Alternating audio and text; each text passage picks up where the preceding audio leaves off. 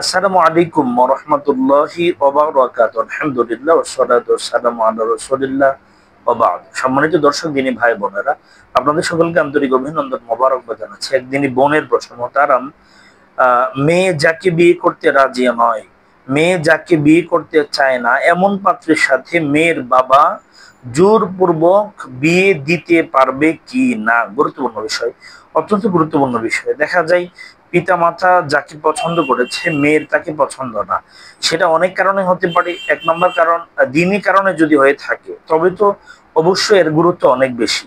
আর দুনিয়াবি কোনো কারণেও যদি হয়ে থাকে অথবা মেয়ের কোনো পছন্দ থাকতেও পারে, সেক্ষেত্রে প্রথমত আমরা বলবো সামাজিকতা বিবেচনায়, মানবিকতা বিবেচনায় মেয়ে যদি কাউকে হালাল ভালো কোনো মানুষকে পছন্দ করে, হারাম কোনো সম্পর্ক না থাকে, ওই মানুষটার সাথে আপনার মেয়েকে অবশ্যই বিয়ে দিয়ে দেন। কেন? ফলশ্রুতিতে তাদের সংসারটা টিকবে। এবং আপনি যদি জোর করে অন্য কারোর সাথে আপনার মেয়েকে বিয়ে দেন, সেক্ষেত্রে এই সংসারগুলা সচরাচর টিকে না।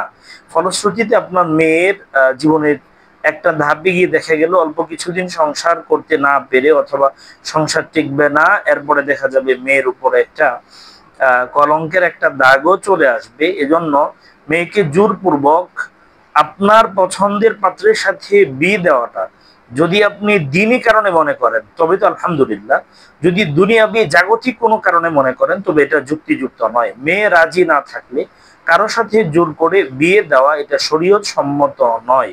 কেননা নবী সাল্লাল্লাহু আলাইহি সাল্লাম বলেছেন, অকুমারী অর্থাৎ কুমারী নয় এমন মেয়ে অনুমতি না নিয়ে এবং কুমারীর সম্মতি না নিয়ে তাদের বিবাহ দেয়া যাবে না। আর কুমারী যে মেয়ে আছে, কুমারী যে মহিলা আছে, কুমারী মহিলার ক্ষেত্রে তো সে সমর্থন দেবেই। আর অকুমারী নারীর ক্ষেত্রে, যে কুমারী নয় তার ক্ষেত্রে তো ভিন্ন বিষয়।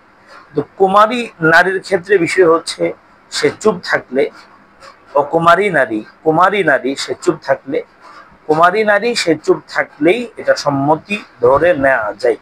সহিহ আল বুখারীতে কিন্তু হাদিস আসছে। অতএব এক্ষেত্রে পিতা তার মেয়েকে জোরপূর্বক তার পছন্দের কোনো পাত্রের উপরে চাপায় দেওয়া, এটা কিন্তু ইসলাম সমর্থন করে না।